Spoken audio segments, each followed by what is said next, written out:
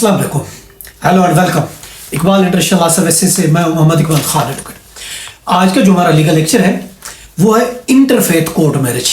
Interfaith दो पार्टियां हैं, तो क्या इंटरफेथ मुख्तलिफ मज़ाहिब में क्या कोर्ट मैरिज हो सकती है या नहीं हो सकती, ये आज का हमारा लीगल लेक्चर है।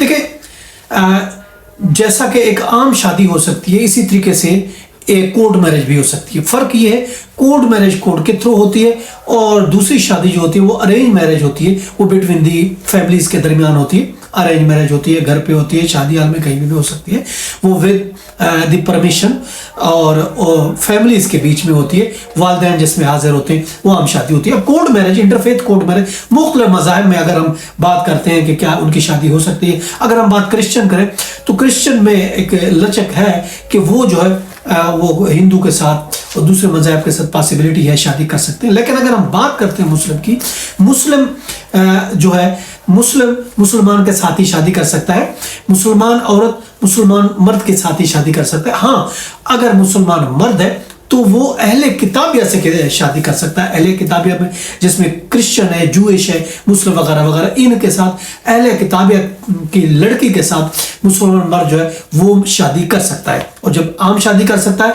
तो ऑफ कोर्स उसके लिए वो कोर्ट मैरिज भी कर सकता है, वो भले अपने ही मज़हब में क्यों न रहे, लेकिन उसकी शादी मुस्लिम फैमिली लॉ के मुताबिक रजिस्टर होती है और कोर्ट की फरीविल के मुताबिक वो शादी जो है वो अंजाम पाएगी। अगर हम बात करते हैं मुसलमान औरत की, मुसलमान औरत कोर्ट मैरिज नहीं कर सकती किसी गैर मजहब के साथ, चाहे वो किताबिया ही क्यों ना हो, चाहे वो क्रिश्चियन या जूइश क्यों ना हो। मुसलमान औरत की कोर्ट मैरिज नहीं हो सकती, जैसा कि आम जनरल शादी नहीं हो सकती, इसी तरीके से कोर्ट मैरिज भी नहीं हो सकती अहले किताबिया से या किसी और मजहब से। इंटरफेथ मैरिज एक मुसलमान लड़की की नहीं हो सकती। अब अगर हम बात करते हैं, हाँ, अगर ये पॉसिबिलिटी है कि वो मुसलमान होके अगर वो कन्वर्ट हो जाता है, मुस्लिम हो जाता है, तो उस सूरत में वो शादी हो सकती है, चाहे लड़का है या लड़की है।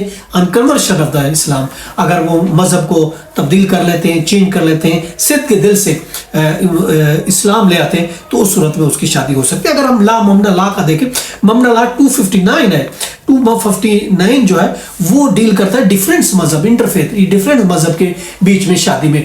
तो 259 ममना लॉ का जो पैरा है वो भी यही कहता है कि मुसलमान मर्द एक अहले किताबिया के साथ शादी कर सकता है, जबकि मुसलमान औरत मुसलमान के अलावा किसी से भी शादी नहीं कर सकती, चाहे वो किताबिया ही क्यों नहीं हो।